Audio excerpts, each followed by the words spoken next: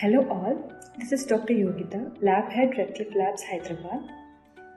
Recently, we had a case of a 27-year-old pregnant female who was complaining of fever from 4 days and shortness of breath even on standing. She was unable to stand. So, along with that, when we examined her ultrasound report, she had a hepatosplenomegaly. That means her liver and spleen were a bit enlarged. She was very pale and she also had a jaundice. We went ahead with the CBC test and that yielded hemoglobin of only around 3.7 gram per deciliter. Her RBC count was very low, only 1.2 million. Her WBC count was high. She had some sort of infection.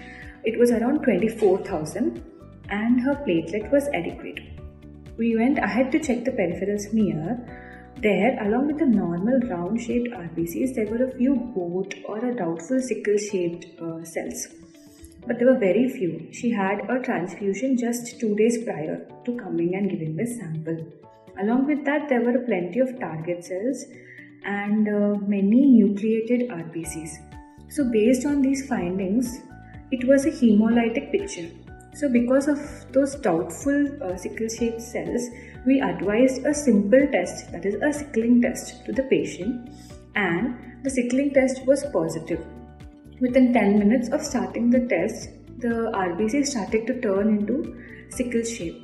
So we gave a positive sickling test and advised confirmatory tests, that is either HPLC or HP electrophoresis, to the patient.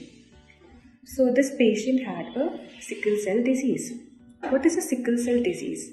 It is a genetic disease. That means it is inherited from parents to children.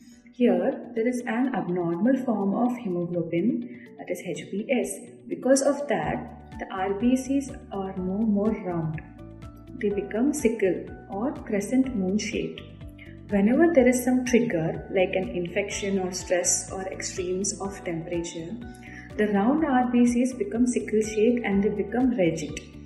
Because of the rigidity, they go and block the small vessels. This can lead to pain, infection and blocking of vessels, many serious complications called as the sickle cell crisis.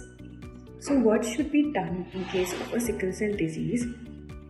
There is only one thing we can do: manage our symptoms. So get the patient treated symptomatically.